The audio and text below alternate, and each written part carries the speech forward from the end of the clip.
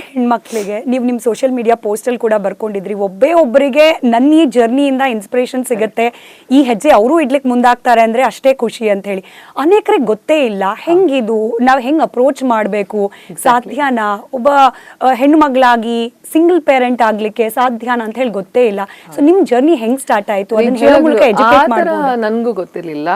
I only knew there is an option, ಈ ಥರದ ಒಂದು ಪ್ರಕ್ರಿಯೆ ಇದೆ ಅನ್ನೋವಂಥದ್ದು ಗೊತ್ತಿದೆ. ಆಮೇಲೆ ಈಗಾಗಲೇ we are already talking about freezing the egg ಅನ್ನೋವಂಥದ್ದು ಈಗ ನಾವಾಗಲೇ ಅರ್ಲಿ 2000 ನಾವು ಕೇಳ್ಪಟ್ಟಿದ್ದೀವಿ. And surrogacy was too rampant ಆಗಿ ಬೇಗ ಹರಡಕ್ಕೆ ಶುರು ಆಯಿತು. ಸ್ಪೆಷಲಿ ನಾನು ಬಾಂಬೆಲಿ ಇದ್ದಿದ್ದರಿಂದ Poona was a major hub for surrogacy. ಹಾಗಾಗಿ ಅಲ್ಲಿ ತುಂಬ ನಮಗೆ ಕೇಳೋಕ್ಕೆ ಸಾಕಷ್ಟು ವಿಚಾರಗಳು ಬರ್ತಾ ಇತ್ತು. ಬಟ್ IVFಗೆ ಆಗ ಒಂದು ಸ್ವಲ್ಪ ವರ್ಷಗಳ ಹಿಂದೆ ಕಂಪಲ್ಸರಿ ಮ್ಯಾರಿಟಲ್ ಸ್ಟೇಟಸ್ ಇರಬೇಕು ಅನ್ನೋವಂಥದ್ದನ್ನು ನನಗೆ ಕಾನೂನಲ್ಲಿ ಹಾಗಿತ್ತೋ ಅಥವಾ ಡಾಕ್ಟರ್ ಹಾಗೆ ಹೇಳಿದ್ದೋ ನಂಗೆ ಗೊತ್ತಿಲ್ಲ. ಬಟ್ ನಾನು ಒಂದು 4 ವರ್ಷದ ಹಿಂದೆನೇ ನಾನು ಆಗಲೇ ನನ್ನ ಡಾಕ್ಟರ್ಸ್ನ ಕನ್ಸಲ್ಟ್ ಮಾಡೋಕ್ಕಂತ ಹೋದಾಗ ಫೋನ್ ಮಾಡಿದಾಗ ಅವ್ರು ಮೊದಲನೇ ಪ್ರಶ್ನೆ ಕೇಳ್ತಾ ಇದ್ದಿದ್ದೇನೆ ಮದುವೆ ಆಗಿದೆಯಾ ಅಂತ ಕೇಳ್ತಾ ಇದ್ರು. ಏಜ್ ಕೇಳ್ತಾರೆ ಮೊದಲಿಗೆ. ಆಮೇಲೆ when you already tell them I'm already late 30s ಅಥವಾ ಅಂತೆಲ್ಲ ಹೇಳಿದ್ರೆ ದೆನ್ ದ ಇಮಿಡಿಯೇಟ್ ಕ್ವೆಶ್ಚನ್ ಮತ್ತೆ ನೆಕ್ಸ್ಟ್ ಅದರ ಮುಂದಿನ ಪ್ರಶ್ನೆನೇ ಏನಿರುತ್ತೆ ಅಂದರೆ ಮದುವೆ ಆಗಿದೆಯಾ ಅಂತ. ಇಲ್ಲ ನನ್ನ ಮದುವೆ ಆಗಿಲ್ಲ ಅಂತ ಹೇಳಿದ್ರೆ ಎಷ್ಟೋ ಜನ ಇಟ್ಟೇ ಬಿಟ್ರು, ಫೋನ್ ಇಟ್ಬಿಟ್ರು. ಅಂದರೆ ಆವಾಗ ಅದು ಓಪನ್ ಇರಲಿಲ್ಲ ಅಂತ ಕಾಣಿಸುತ್ತೆ ಕಾನೂನಲ್ಲಿ.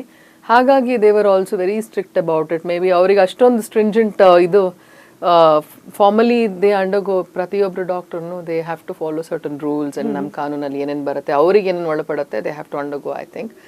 ಹಾಗಾಗಿ ಆಮೇಲೆ ಇನ್ನೊಂದು ನಂಗೆ ಏನಾಯ್ತು ಅಂದರೆ ಹೋಗಿ ಒಂದಿಬ್ರನ್ನ ಕನ್ಸಲ್ಟ್ ಮಾಡಿದಾಗ್ಲೂ ಕೆಲವರು IVF ಮಾಡೋಣ, it's already very late, you have to hurry up ಅಂತ ಹೇಳಿ. ಅಂದರೆ ಮಾನಸಿಕವಾದಂತಹ ಸಿದ್ಧತೆಗಳನ್ನ ನಮಗೆ ಕೊಡೋದ್ರಲ್ಲಿ ಅವರು ಸ್ವಲ್ಪ ವಿಫಲರಾದರು ಅಂತ ನಾನು ಹೇಳ್ಬಹುದು. ಅಂದರೆ they did not suggest me anything, ಏನು ಮಾಡಬಹುದು ಈಗೇನು ಮಾಡಬಹುದು, what can be the next step. ಒಂದು ಸ್ವಲ್ಪ ಹೇಳಿ ಒಂಚೂರು ತಿಳುವಳಿಕೆ ಕೊಟ್ಟಿದ್ದೀರ probably it could have been much earlier. ಒಂದು 4 ವರ್ಷದ ಮುಂಚೆ ಆಗ್ತಿತ್ತು ಅಂತ ಕಾಣಿಸುತ್ತೆ. ಅದು ಏನಾಗಿತ್ತು ಅಂದರೆ ಹೆಂಗಂದ್ರೂ ಲಾಕ್ಡೌನ್ ಇತ್ತು, ಆಮೇಲೆ ನಮ್ಗೆ ಗೊತ್ತಿಲ್ಲ, ಕೆಲಸನೂ ಇಲ್ಲ, you don't know for how long. So mind was also prepared, physically we are not doing much. ಎಲ್ಲದಕ್ಕೂ ನನಗೆ ಅಲ್ಲಿ ಅವಕಾಶ ಇತ್ತು ಅಂತ I thought that is a right time ಅಂತ ಐ ಹ್ಯಾಡ್ ಅಪ್ರೋಚ್. ಬಟ್ ಆಗ ನಂಗೆ ಯಾರು ಸರಿಯಾಗಿ ಸಜೆಸ್ಟ್ ಮಾಡಲಿಲ್ಲ, ಸಲಹೆ ಕೊಡಲಿಲ್ಲ. And moreover they did not give me time. I think ಯಾರೇ ಹೋದ್ರೂ ಒಂದು ಪೇಷಂಟಾಗಿ ನಾವು ಹೋಗ್ತೀವಂದರೆ ಡಾಕ್ಟರ್ ಹತ್ರ ಮೊಟ್ಟ ಮೊದಲಿಗೆ ನಮ್ಗೆ ಬೇಕಾಗೋದು ಅವರಲ್ಲಿ ನಮ್ಗೆ ಭರವಸೆ ಬರಬೇಕಂತ ಹೇಳಿದ್ರೆ they have to give us some time. ಯಾಕಂದರೆ ಅವರೇ ನನಗೆ ಆ ಕ್ಷಣದಲ್ಲಿ ಆ ಸಮಯದಲ್ಲಿ they become everything for you. ಆ doctor is not just a doctor. ಆಪತ್ ಬಾಂಧವಗಿಂತ ಬಾಂಧವ್ಯನೇ ಬೆಳ್ಕೊಂಡು ಬಿಡುತ್ತೆ. You will never forget. ನೀವು ಹೇಳಿದ್ರಲ್ಲ ನಿಮ್ಮ ಗೈನಿಕ್ ಯಾರು ಅಂತ ಹೇಳಿದ್ರೆ ಅದು ಲೈಫ್ ಟೈಮ್. ನಿಮ್ಮ ಮಗ ದೊಡ್ಡವನಾದರೂ ಸಹ ಅವರ ಹೆಸರು ಅದಕ್ಕೆ ಅಟ್ಯಾಚ್ ಇರುತ್ತೆ ಮಗು ಜೊತೆಯಲ್ಲಿ. ಸೊ ಹಾಗಾಗಿ it is not just profession ಅಥವಾ ನಮ್ಮ ಪ್ರೊಫೆಷನ್ನ ಒಂದು ಪ್ರೊಫೆಷನಲಿ ಒಂದು ಇದಿರಲ್ಲ ಅಲ್ಲಿ. It gross beyond. ಅಲ್ಲಿ ನಾನು ಅಪ್ಪನ್ನು ನೋಡಬೇಕಾಗತ್ತೆ, ಅಮ್ಮನೂ ಅಲ್ಲಿ ನೋಡಬೇಕಾಗತ್ತೆ. ಒಬ್ಬ ವೈದ್ಯರಲ್ಲಿ ತಂದೆ ತಾಯಿ ಆಗಿ, ಅಣ್ಣ ತಂಗಿ ಆಗಿ ಎಲ್ಲರನ್ನೂ ನಾನು ಅಲ್ಲಿ ನೋಡಬೇಕಾಗತ್ತೆ. Because we as a patient we go with so many things. ಹೌದು. ಆಮೇಲೆ ಎಷ್ಟು ಅನ್ಫಾರ್ಚುನೇಟ್ ಅಂದರೆ ನಮ್ಮ ದೇಹದೊಳಗೆ ನಮ್ಗೆ ಏನಾಗ್ತದೆ ಅಂತ ನಮಗೆ ಗೊತ್ತಿರಲ್ಲ, ಯಾರೋ ನೋಡಿ ಹೇಳಬೇಕಲ್ವಾ. ಆ್ಯಂಡ್ ಈ ಥರದ್ದೆಲ್ಲ ಇರೋದ್ರಿಂದ it took me some time. I wasted around 4 years ಅಂತ ಹೇಳಬಹುದು. ಓಕೆ. ನನ್ನ ಕಂಪ್ಯಾನಿಯನ್ ಬಗ್ಗೆ ಕೇಳ್ತಿದ್ದೆ. ಯಾಕೆ ಆ ಪ್ರಶ್ನೆ ಬಂತು ಅಂದರೆ ಈಗಲೂ ಕೂಡ ಒಂದು ಮಗು ಅಂದರೆ ತಂದೆ ತಾಯಿ ಇಬ್ಬರೂ ಮುಖ್ಯ ಅನ್ನೋದು ಅದು ತಪ್ಪು ಕೂಡ ಅಲ್ಲ. ಯಾಕಂದ್ರೆ ಒಂದು ಬ್ಯಾಲೆನ್ಸ್, ತಂದೆ ತಾಯಿ ಮುಖ್ಯ. ಹಂಗಿರ್ಬೇಕಾದ್ರೆ ನಿಮ್ಗೆ ವೈದ್ಯರು ಕೂಡ ರಿಜೆಕ್ಟ್ ಮಾಡಿದ್ರು ಅಂತ ಹೇಳ್ತಾ ಇದ್ರಿ, ಎಷ್ಟೋ ಜನ ಮದುವೆ ಆಗಿಲ್ಲ ಅನ್ನೋ ಕಾರಣಕ್ಕೆ. ಈಗ ಒಂದು ಹೆಣ್ಮಗಳು ಭಾವನಾ ಥರದವ್ರೆ ಯಾರೋ ಒಬ್ರು ಆಯ್ತು ನನಗೂ ಒಂದು ಮಗು ಬೇಕು, ನನಗೆ ಪಾರ್ಟ್ನರ್ ಅಂತಿಲ್ಲ ಬಟ್ ಸ್ಟಿಲ್ ನನಗೊಂದು ಮಗು ಬೇಕು ಅನ್ನೋರಿಗೆ ಈಸ್ ಇಟ್ ಈಸಿ ಭಾವನಾ ಅವರೇ ನಿಮ್ಮ experience? Now it has become easy. ಈ ಮುಂಚೆ ದಾಂಪತ್ಯ ಜೀವನದಲ್ಲಿ ಇರಲೇಬೇಕು ಅಂತ ಇತ್ತು. ಅದನ್ನು ನಮಗೆ ಇವಾಗ ಕಾನೂನು ನಮಗೆ ಸ್ವಾತಂತ್ರ್ಯ ಕೊಟ್ಟಿದೆ. ನಮ್ಮಲ್ಲಿ ಹೆಣ್ಣು, ನಮ್ಮ ದೇಶದ ಒಂದು ಹೆಣ್ಣಿನಲ್ಲಿ ನಾವು ಭರವಸೆ ಇಡಬೇಕು ಅನ್ನೋದನ್ನು ಎತ್ತಿ ಹಿಡ್ತಿದೆ ಇದ್ರ ಮೂಲಕ ಅಂತ ಹೇಳಬಹುದು.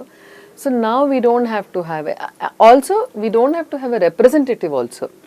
ಅಂದರೆ ಒಂದು male representative in any form, ತಂದೆಯಾಗಿಯೋ ಅಣ್ಣ ಗಂಡನೋ ಸ್ನೇಹಿತರಾಗಿಯೋ ಯಾರನ್ನಾದ್ರೂ ಕರ್ಕೊಂಡೋಗಿ ಸೈನ್ ಹಾಕಿಸ್ಬೇಕು, ಅಥವಾ ಅವರ ಪ್ರೆಸೆನ್ಸಲ್ಲಿ ನನಗೆ ಕೌನ್ಸಿಲಿಂಗ್ ಆಗೋದು, ನನ್ನ ಮಾತುಕತೆ, there is no such restrictions at all Smita. ಇವಾಗ ಏನಂದ್ರೆ ಎಲ್ಲ ಡಾಕ್ಯುಮೆಂಟ್ಸು, ನಾನು ಅಷ್ಟು ಡಾಕ್ಯುಮೆಂಟ್ ಪ್ರತಿ ದಾಖಲೆಗಳಿಗೆ ನಾವೇನು ಸೈನ್ ಮಾಡಿರ್ತೀವಿ ಒಂದೊಂದು ಪ್ರಕ್ರಿಯೆ ಆಗುವಾಗಲೂ ಅವರೊಂದು ಫಾರ್ಮಾಲಿಟೀಸ್ ನಿಮ್ಗೆ ಗೊತ್ತೇ ಇದೆ ಹಾಸ್ಪಿಟಲಲ್ಲಿ, they will have their own formalities.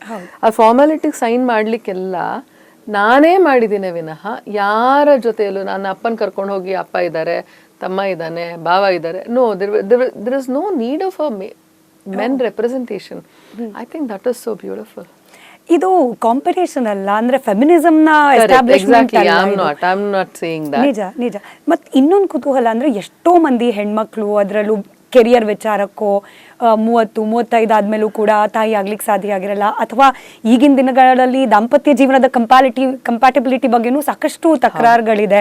ಹಿಂಗಿದ್ದವ್ರಿಗೆ ಈ ಥರದ ಸಂಗತಿ ಅಂದ್ರೆ ಯಾರು ಇಲ್ದಿದ್ರೂ ಪರವಾಗಿಲ್ಲ, ತಾಯಿ ಆಗೋ ನನ್ನ ಹಕ್ಕಿಗೆ ಅವಕಾಶ ಇದೆ ಅನ್ನೋದಕ್ಕೆ ನೀವೊಂದು ದೊಡ್ಡ ರೋಲ್ ಮಾಡೆಲ್ ಆದ್ರಿ.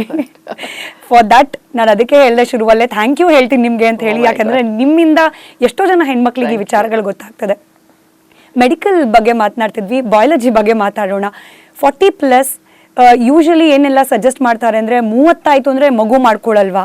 ನಾನು ನಾರ್ಮಲಿ ಹೇಳ್ತಿದ್ದೀನಿ, ಮನೇಲಿ ಇರ್ಬೋದು, ಫ್ರೆಂಡ್ ಸರ್ಕಲ್ ಇರ್ಬೋದು, 30 ಆಗೋಯ್ತು ಮಗು ಮಾಡ್ಕೊಳಲ್ವಾ, 35 ಕಷ್ಟ ಇನ್ನು, ಈ ರೀತಿ. 40ನೇ ವಯಸ್ಸಿನಲ್ಲಿ ಹೆಣ್ಮಗಳ body, is it okay to have kid, ಅದರಲ್ಲೂ ಟ್ವಿನ್ಸ್? ಡಾಕ್ಟರ್ ಏನು ಸಜೆಸ್ಟ್ ಮಾಡಿದ್ರು ನಿಮಗೆ? ಒಂದೇನಪ್ಪ ಅಂತ ಹೇಳಿದ್ರೆ, ದೇಹಸ್ಥಿತಿ ನಿಮಗೆ ಎಷ್ಟು ತಯಾರಾಗಿದೆ ಅಂತ ಅದನ್ನ ನೋಡ್ತಾರೆ. ನಿಮಗೆ ಒಂದು ಮಗುನ ಹೆರಲಿಕ್ಕೆ ನಿಮಗೆ ದೇಹದಲ್ಲಿ ನಿಮಗೆ ಶಕ್ತಿ ಇದೆಯಾ ಅನ್ನುವಂಥದ್ದು.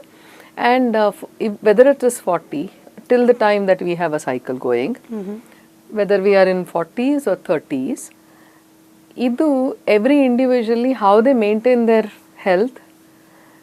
ಬರೀ ದೇಹ ಅಂತ ಹೇಳಿದ್ರೆ ಬರೀ ನನ್ನ ಆಕಾರ ಫಿಗರ್ ಅಷ್ಟೇ ಅಲ್ಲ, ಅಥವಾ ವೈಟಲ್ ಸ್ಟ್ಯಾಟಿಸ್ಟಿಕ್ಸ್ ಅಲ್ಲ.